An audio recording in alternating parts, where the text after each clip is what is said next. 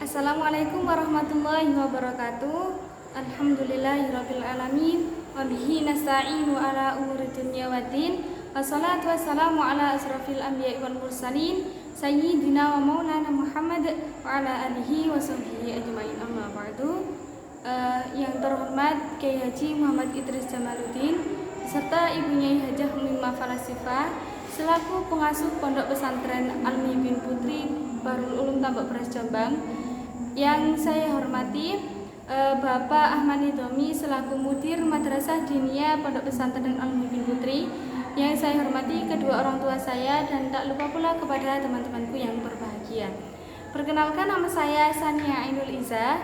Saya dari kelas 6 Madrasah Diniyah Pondok Pesantren Al-Muhibbin Putri. Di sini saya akan menjelaskan hukum hikmah poligami dalam Islam yang terkandung dalam surat An-Nisa ayat 1 sampai ayat 4. Yang pertama yaitu makna globalnya. Yang pertama yaitu ya ayyuhan nasu taqu rabbakum. Yang mana Allah ini menyerukan kepada seluruh umat manusia agar bertakwa kepada Allah, yang mana Allah itu adalah alladzi khalaqakum min nafsin wahidatin wa khalaqa minha zawjaha wa batsa minhuma rijalan katsiran wa nisaa. Yang mana Allah ini adalah yang menciptakan Nabi Adam dan Ibu Hawa, yang mana dari keduanya yaitu Nabi Adam dan Ibu Hawa ini akan melahirkan anak-anaknya yang sampai saat ini manusia ini menjadi sangat banyak sekali. Yang mana dalam penjelasan hal tersebut berarti kita itu dalam satu nasab, sehingga tidak ada perbedaan antara satu manusia dengan manusia yang lain. Sehingga dalam ayat tersebut menjelaskan bahwasanya kita diharuskan untuk saling mencintai, saling menyayangi, saling menghormati, dan saling berbuat kebaikan. Kemudian Allah menutup ayat tersebut dengan wattaqullaha alladzi al-ayat, yang mana hal tersebut menjelaskan bahwasanya Allah ini menyerukan kepada umat manusia agar bertakwa kepada Allah dalam urusan dunia maupun dalam urusan akhirat, dan Allah itu yang menjadikan kita saling bersaudara. Kemudian di ayat kedua yaitu wa'atul yatama ila akhirih al-ayat, yaitu bahwasanya dalam ayat ini Allah menjelaskan dalam sekelompok manusia itu Allah juga menciptakan anak yatim, yang mana kita selaku manusia ini harus saling tadi menyayangi dan menghormati. Maka kita terutama di anak yatim ini kita harus merawatnya dengan baik, tidak menghardinya dan juga tidak memakan hartanya. Dan apabila kita memakan harta anak yatim, menghardi anak yatim, maka kita dibalas oleh Allah dengan balasan yang sangat besar.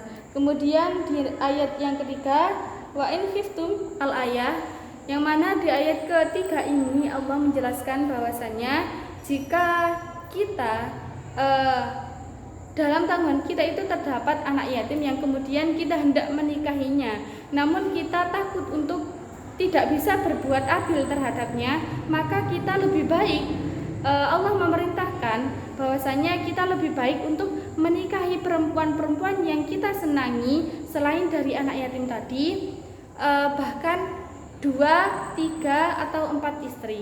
Namun jika kita takut untuk tidak bisa berbuat adil juga terhadap istri-istri tadi, maka hendaknya kita hanya menikahi satu wanita saja atau dari budak-budak kita.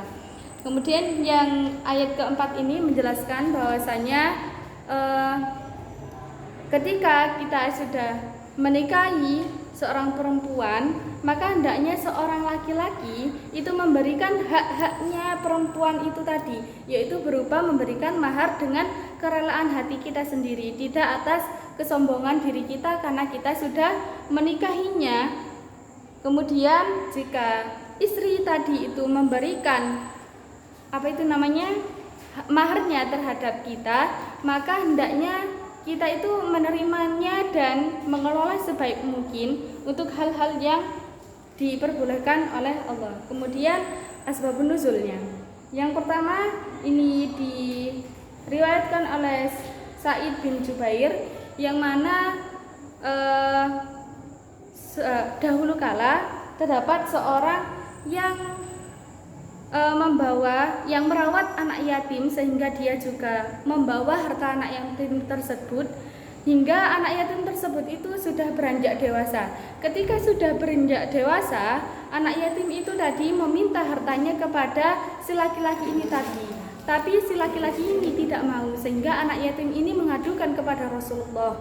Nah, dari sini Allah itu menurunkan surat An-Nisa ayat kedua yang menjelaskan bahwasanya kita diharuskan untuk mengelola harta anak yatim dengan sebaik mungkin, tidak memakan hartanya. Dan jika kita memakan harta anak yatim, maka kita juga akan diberikan balasan oleh Allah dengan balasan yang setimpal. Kemudian yang kedua yaitu bahwasanya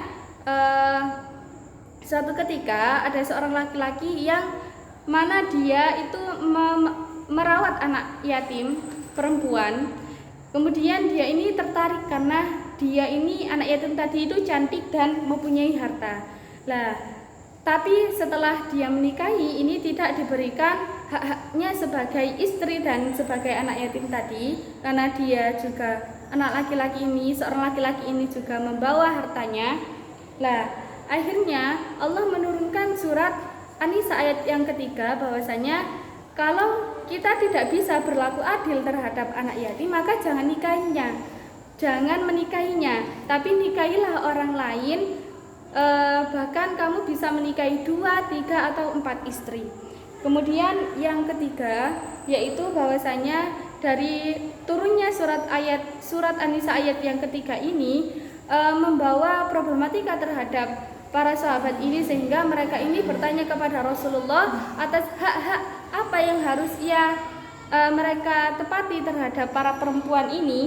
Maka yaitu mereka akhirnya Allah menurunkan surat An-Nisa ayat yang keempat bahwasanya kita harus memberikan mahar dengan kerelaan hati, tidak atas kesombongan diri kita sendiri. Kemudian adanya kandungan hukum yang terdapat dalam surat An-Nisa ayat 1 sampai 4.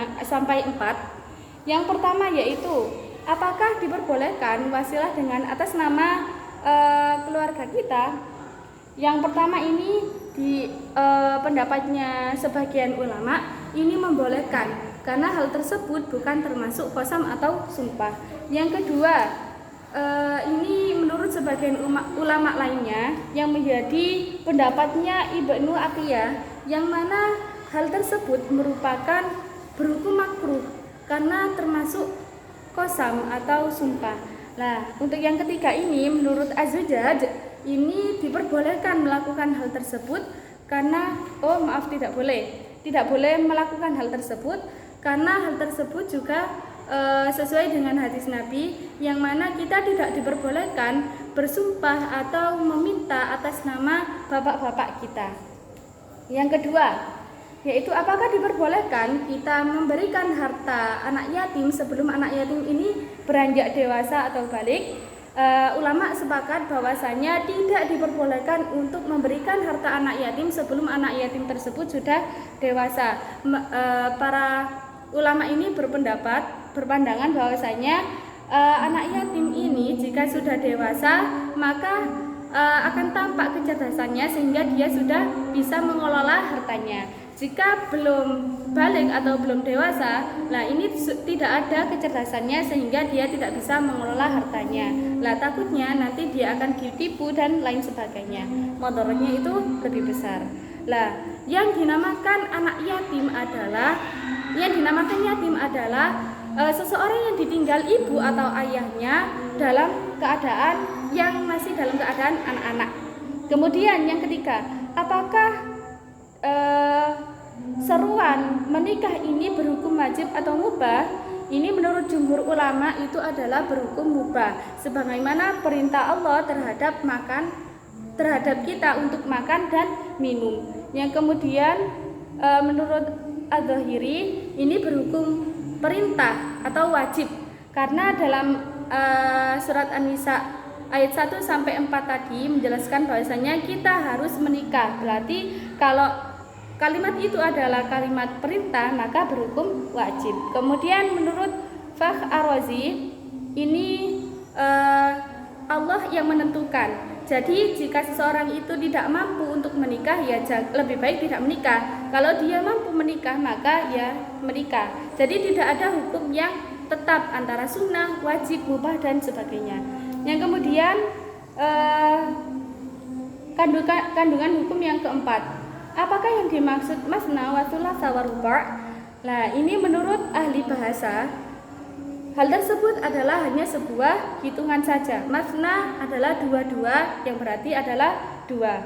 Kemudian kalau menurut Az-Zamakhsyari adalah hal tersebut itu disampaikan oleh Allah kepada kaum banyak, sehingga perlu diulangi. Masna dua.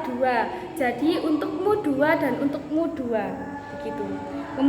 Kemudian lah ini menurut Syiah dan Zahiriyah ini boleh menikahi 12 istri. Lah ini pendapat ini yang tidak diperbolehkan. Kemudian pendapat yang terakhir ini menurut As-Sabuni, yaitu pengarang kitab Ruwaiyul Bayan Tafsir Ahkam yang kita gunakan saat ini, itu menyimpulkan bahwasanya dari pendapat-pendapat ulama ini dilarang untuk menikahi lebih dari 4 istri saja. Jadi misalkan seseorang itu hendak menikah, batas maksimal memiliki istri itu hanya 4. Selebihnya itu dilarang. Sekian dari saya, mohon maaf kurang dan semoga bermanfaat. Wassalamualaikum warahmatullahi wabarakatuh.